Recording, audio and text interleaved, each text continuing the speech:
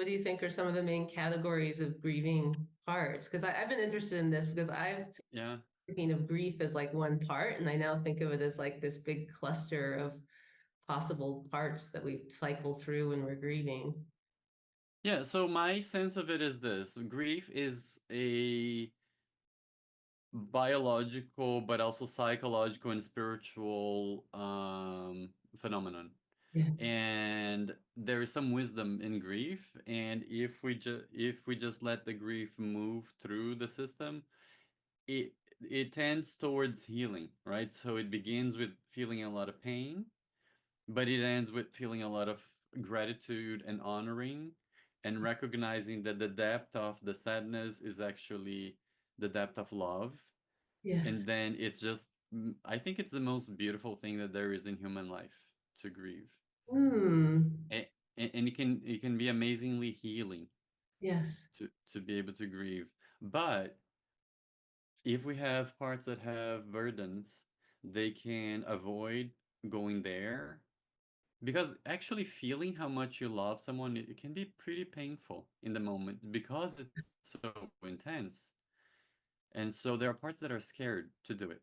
And so there are some types of parts that come, usually they come to help titrate, they come to help regulate so that it's not too intense. Hmm. But some folks can get stuck in one of these parts, right? So you have the twins, denial and disbelief, Yes. you have anger, you have guilt, you have the restoration cluster, the parts that help you look forward and get ready for what's ahead in life for you. But then as you start thinking about the future and the good things that are going to come with the changes, then you feel guilty and you can get trapped in that, feeling guilty about looking forward. Right. There are parts that hold notions like if I don't suffer, then it means that I didn't love, right? So they feel that they have to be stuck in the suffering.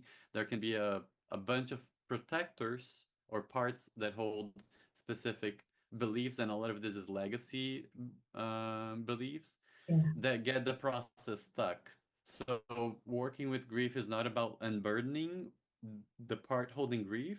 It's actually clearing the way so that it can move through the system and come to its natural endpoint, which is honoring the love that there was. Hmm. Yeah. And and so a great example of this is whereas with my grandmother about 10 years ago, when she would meet me, she would like clap and jump and tell me how much she loved me. And I Ah. would tell her that I love her, but it was like it was very heady and I couldn't like full body, open heart express it in that moment because of some dissociation that I had in my system. When it came time to say goodbye to my grandfather, I actually chose to be there every single day for the last few days of his life. And it Yeah. was the most amazing healing experience because I was just in touch with my love for him. And Beautiful. it was just nice. I just wanted to be there. I wanted to look at him. I wanted to support him in his journey in whatever way I could. And it was just wonderful to be present with him and with my family in that moment.